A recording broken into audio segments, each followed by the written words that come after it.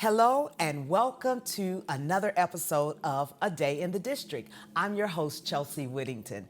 A Day in the District is a show dedicated to help you, the viewer, stay connected to your Gary Community School Corporation. As we are in the throes of our fourth season, we have been highlighting our community partners. And today I am super excited to highlight two of our most important partners, not only in the district, but all across the city of Gary. It is my pleasure to welcome both our police chief and our fire chief, Derrick Cannon Sr. and Larry Tillman II. Welcome, gentlemen. Thank you. Thank you for having I me. just want to say, when I reached out to you, how quick your response was as far as being willing to come on and talk about some summer safety and partnerships that you have with the schools. But I feel like that is a reflection of what you represent across the board when it comes to first responders being quick. So let's talk about that first of all, the importance of that response when it comes to citizens and the example that the two of you set as leaders for our public service. Well, I'll start. So, time is our business to a certain extent. So anytime that we're called, I guess it's just kind of built into our DNA that we try to respond quickly because we know, like, on the other side of that call, there's somebody or there's some type of need to be, kind of met. So I think that's just something that we kind of do. I think, not speaking for the fire chief, but we're probably administrators that are like doing administrating, but kind of like doing the work more. So we kind of like boots on the ground as well. So I see it. And you, Chief? That's the same for me. Like he said, you like being in the mix, so it's a change moving into the space of administrator, but you still have that drive to be able to be on scene as soon as someone needs you. And 52 square miles is a lot to take care of, and so we have to make sure that we are out the door quick on anything that we have coming in. Yes, well, we're glad that you all are in place. Special shout out to our mayor, Eddie Melton. It was a few weeks ago that you all were here at Gary Westside Leadership Academy for the State of the City address, the first 100 days. And there were some good stats reported that we were just talking about offline, Chief. Let's talk about crime. It's the elephant in the room that people say, well, what's going on with our crime, or is Gary as bad as they say it is? But you gave me some good numbers. Give us some good numbers, Chief. Yeah, so, that's the stigma, right? Yes. That's the stigma that Gary has had for a very long time, and we're trying to reverse that. And, the normal Gary resident, the one that's doing what they're supposed to do, we have approximately 67,000 residents, right? And we know all 60,000 is not causing a problem, right? So we want to make sure that we target the people that's causing the problems to make sure that we have a great way of life in our community. And so we really been driving hard at the Gary Police Department, all the men and women. And so violent crime was probably one of the number one things that I wanted to tackle. And so when it comes to shootings are down 12% and homicides are down 60%. 60%. Yeah. That is amazing. I'm so glad you're saying that on the show. That is really great news. I mean, of course, we want it to be zero never happens, but we have to be realistic. That's really, really significant. Yeah. And then, Chief, you were telling me that we're staying steady over there on fire. We're staying steady as far as the fire department is concerned on calls. We're pretty much on par with what we've had in the past years on the number of runs that we get. And so we're just trying to make sure with the manpower that we have, we're as responsive as we have been in the past, and making sure that we're meeting all of the needs of the community. But we're also looking to make sure that we are present in places that we haven't been in past years, such as beach patrol, and also looking into the airport on how we can be present there as well. So. Sounds good. Well, you're definitely present in the Gary schools, which is precisely why I have the two of you on here. And before we talk about the various partnerships that your departments engage in with our students, I want to talk about your history, your Gary roots and Gary schools. We always ask folks to, when they come on the show, to shout out their schools, even if it's not Westside, it's still allowed. Talk about your growing up in Gary and your connections to the schools. So first, my first school was Carver Elementary. Carver! Over on the east side over in Gary off of 25th Avenue, and then Pulaski Middle School.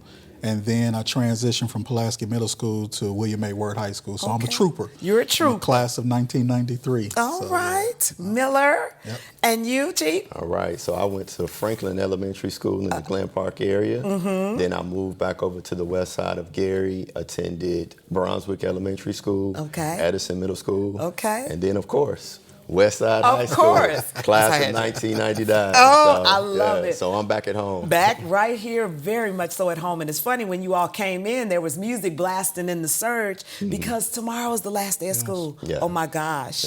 And the young people are having their sock hops. All the things that we enjoyed in the Gary schools continue to go on.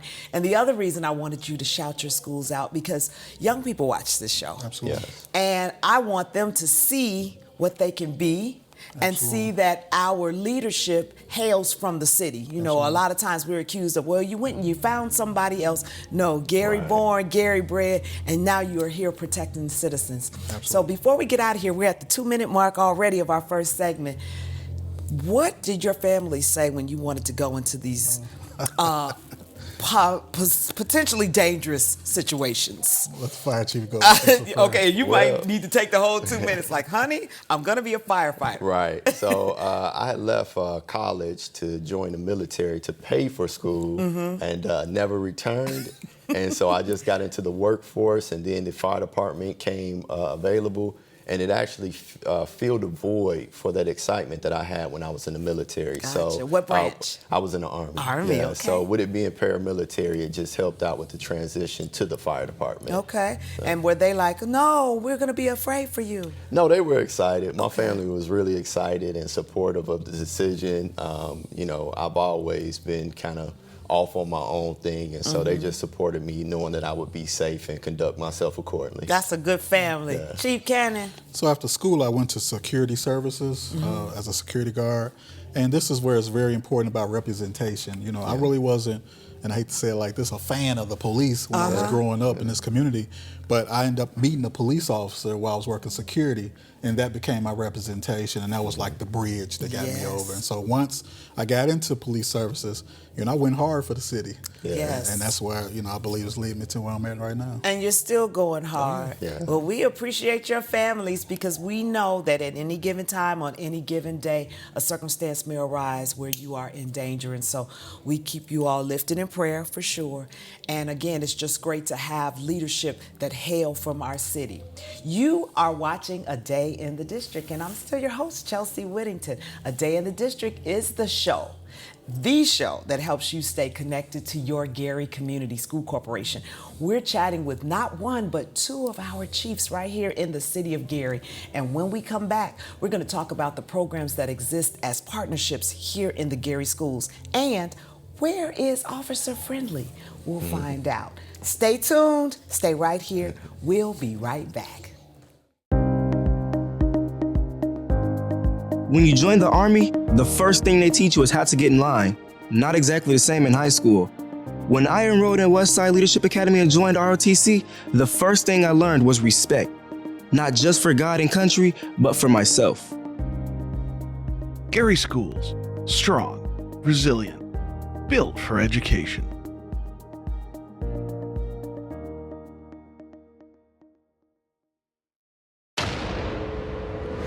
I said I'd never join. Thought living on sub would be too hard. I figured only the weatherman tracks storms.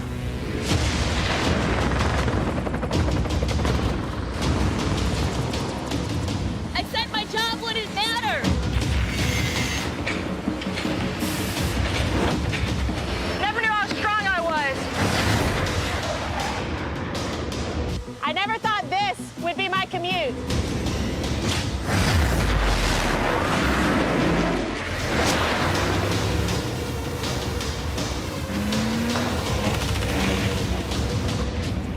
I figured I'd never get out of my hometown. Or be the one who stops an attack. Joining the Navy sounds crazy. Saying never actually is. Welcome back to A Day in the District, the show dedicated to help you, the viewer, stay connected to your Gary Community School Corporation. Can you tell I'm excited? I'm super excited because I not only have my friends here, but I have leadership from the city of Gary here, and we are chatting about the importance of partnerships here in the Gary Community School Corporation. Chiefs Cannon and Tillman of the Gary Police Department, Gary Fire Department.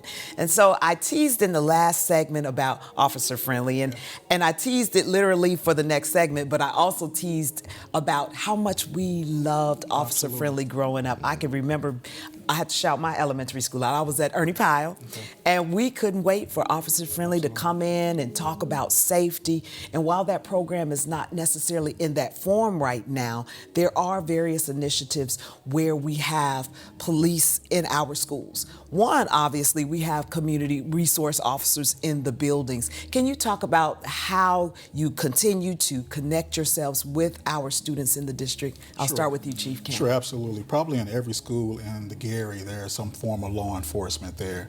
And those officers are not there just for safety concerns, but also mentoring, safety practices, things that are like you talked about. And then, like you say, you talked about officer friendly. You know, I was excited too when that program was instituted back then. I was a student then and got a chance to participate in that. And so that's something that I want to bring back in some type of form. Also cadet programs, and also even for our senior people, Citizens Academy, stuff like that. There has to be a mechanism where we engage the public when there's not a problem, when there's not a crisis going on, nobody's getting a ticket, nobody's getting arrested. And so you want to be around those type of people that pour into you. Yes. And so I want to make sure that when people see police officers, they don't look at them as just something that will come like some type of consequences, but some type of engagement that would be very pleasant. Yes. Well, I'm going to travel back to Ernie Powell real quick. Chief Tillman, I won the poster contest for Fire Prevention Week, like circa 1980, probably. That was for Ernie Powell? Yeah, back at Ernie Powell, we would have to draw our posters. And I know that fire prevention is still a thing in the schools, among other programs. Talk about your connections with the fire department and the Gary schools. All right. Well, it's funny that you mentioned Ernie Powell, because when I came on in 2005, that was a project for my recruit class, was to volunteer at Ernie Powell. Really? To go and help out with the classes there. Wow. And so I would go into a class of second graders and just assist the teacher during that time. Well, you missed me by like 40 right, years. I will, you know, just being able to give some positive representation for our city to the youth of the city is a beautiful thing. Yeah. And so, yes, our Fire Prevention Bureau, led by Chief Thaddeus Brown, is doing an awesome job being present at these different events that are happening throughout the city. They are kind of tapped with the work that they're doing, trying to get the inspections and investigations that they have to handle for the city, but also be present in the community. Yes. But they love that portion of it. They have never given me any backlash from asking them to be somewhere, and they jump on them so quick, especially with that smokehouse that they're able to bring out. I was going to mention that too. I kind of low-key wanted to go in there with the kids. It's very inviting, and it's very educational, though, at the same time, because there's a little smoke coming out and you get to climb through. Absolutely. And these are the types of things that we want to continue. And also you have a presence when we have our trick-or-treat, trunk-or-treats, and back to school. Police and fire are always there, and I thought that this show was the perfect platform to showcase that. But as we expand, when we talk about being present, Chiefs, you talked to me earlier about your regional presence. So there are various boards and entities that have a more county-wide presence, and Gary's at the table, and I want to hear from each one of you about how we are. Yeah, so I have monthly meetings. It's probably about 3 boards that I go to: District 1, HIDA, and the NILEA board, which is our Northwest Indiana Law Enforcement Academy.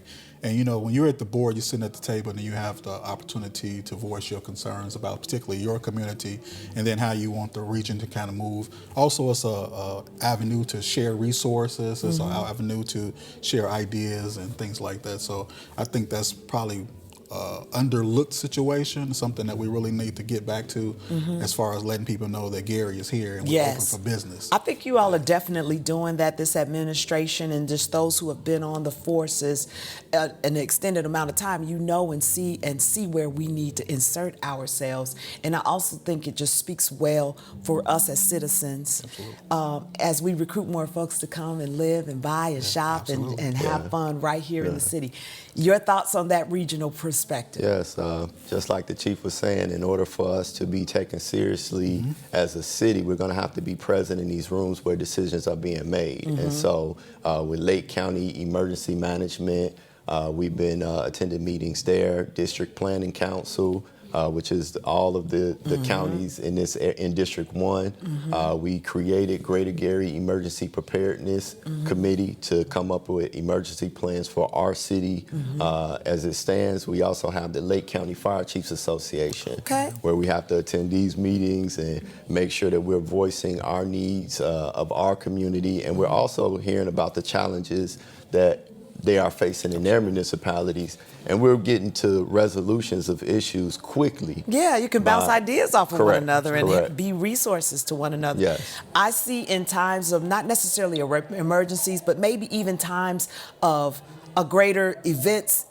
you all partner up, right? Yeah, You'll send folks there and they'll send folks to us. And I think that's also a good look when we talk about being a region and having a regional presence. But before I forget, you two are also a union guy, right? Yes. You got to shout your union out and your leadership, former leadership there. So Gary Firefighters Association Local 359 has been a great partner to us on the fire department. I believe the FOP for the police department as well on issues. None of us would look good without the work that the men and women of both of those organizations do. And so bringing them to the table early and letting them be a part of the conversation saves you a lot of time because they have a lot of ideas themselves. And so instead of making decisions without them and then having to undo them later by something that they bring to the table, bringing them in early is a benefit to both of our departments. Makes all the sense in the world. Can you believe we're almost at the end of the second segment? Before we get out of here, however, I did want to make mention of the EMT program at the Gary Area Career Center. Real quick, Chief, if you could just talk a little bit about it. I know that students are able to kind of shadow some of the EMTs, take some classes? Yeah, so just like Chief was talking about with starting the cadet program, we did start the EMT program in the Gary Career Center last year. And so we have a class going through right now that will be getting their EMT certifications when they leave. That's led by Jose Serrano. Yes, and we love Jose. The EMS director, James Moore. So we're also thinking about expanding that program into providing firefighter 1 and 2 to the students of this community in the future. Perfect. When we come back, we're going to talk about how these gentlemen will help keep us safe this summer. Stay right there.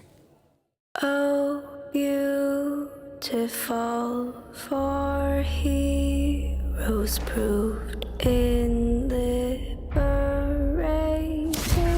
strife, who more than self their country loved, and mercy more than life.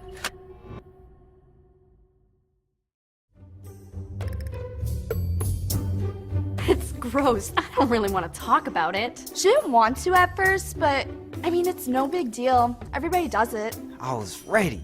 Totally ready, because we had been practicing this dance for weeks. He was supposed to take this girl to this dance, but I sprained my ankle at track practice. I hate sharing anything personal. It's so disgusting. For the dance, I let her wear my shoes and she hated it, but I thought she looked great in them. He could barely even walk. I ended up taking some pills for my pain. Yeah, they were my mom's, but it didn't go well. If it's not yours. If it's not yours. If it's not yours. Hey, you. Don't take it. Don't take it. Don't take it. Don't take it.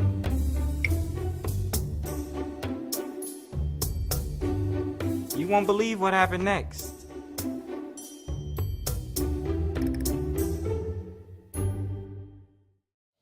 Welcome back to the final segment for today's episode of A Day in the District, the show that keeps you connected to your Gary Community School Corporation. I am having a wonderful time talking to my colleagues, Chiefs Cannon and Tillman from the Gary Fire Department, the police department, and all of the great things that they have going on. And I wanted to add a little bit more to the conversation when we were talking about the EMT program over at the Gary Area Career Center.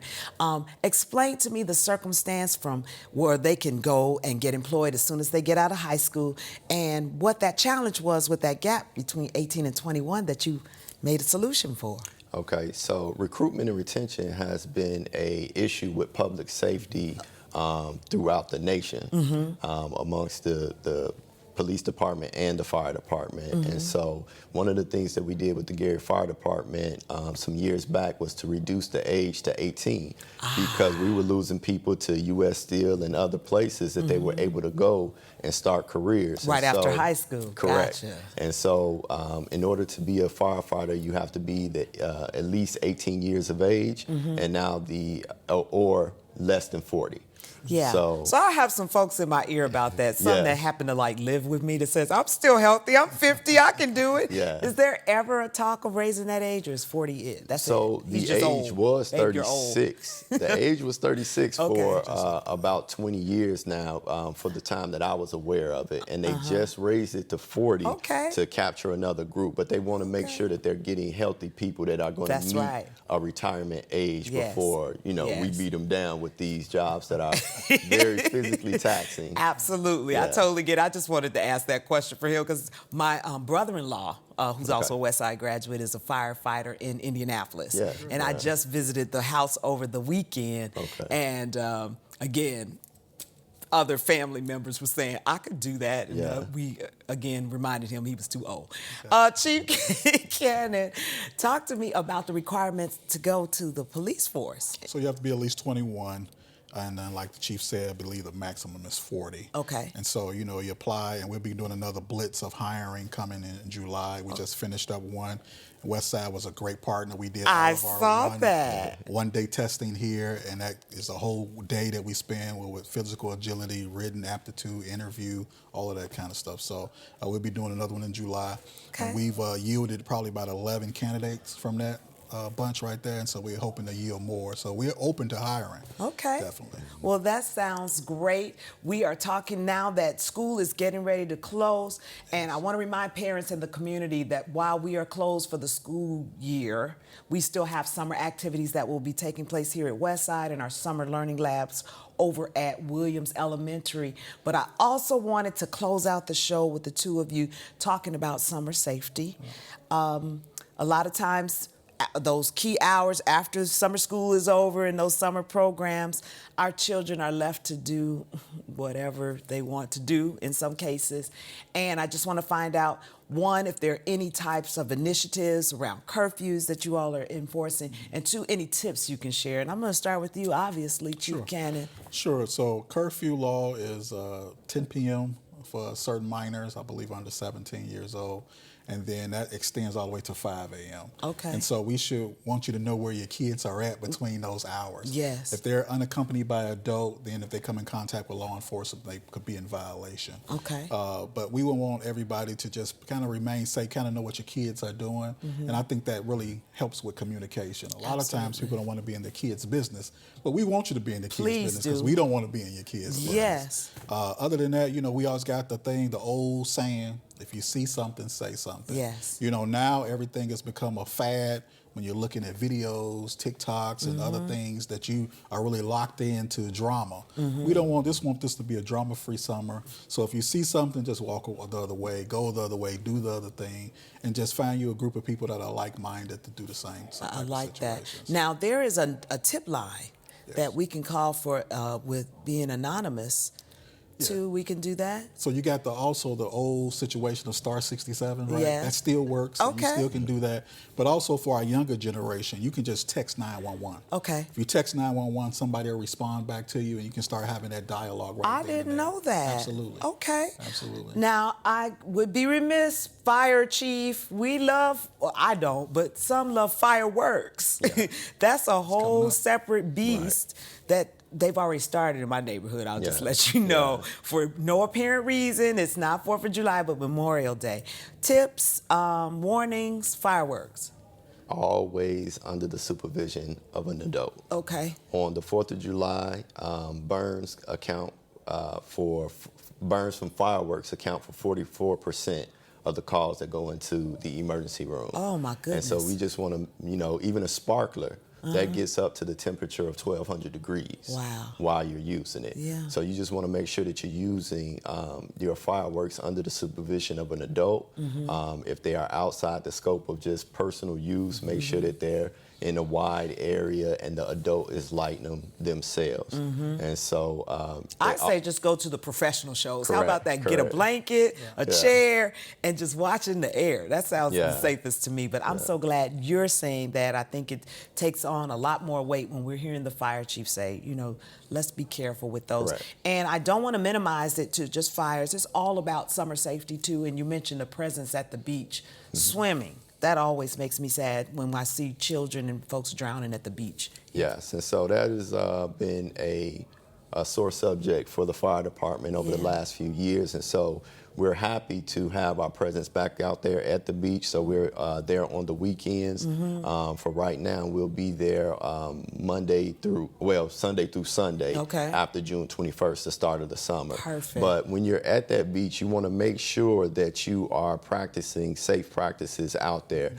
The adults, keep your eyes on your children. Lake Michigan is no joke. We have more drownings at Lake Michigan than all of the other 4 lakes combined. Wow. Great Lakes combined.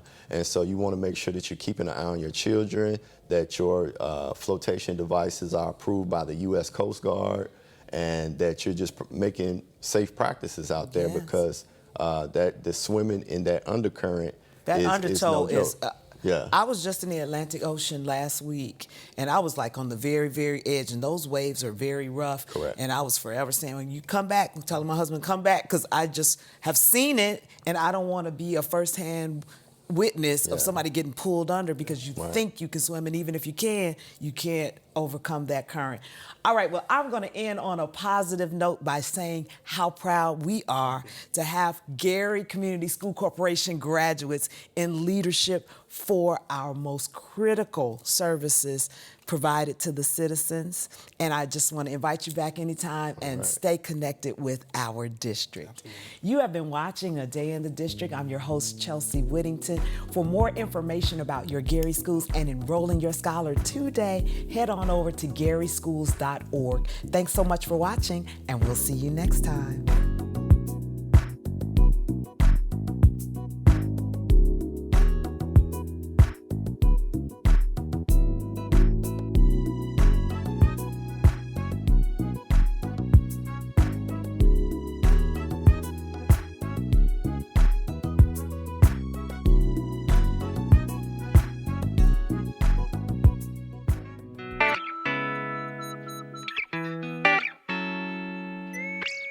WSTG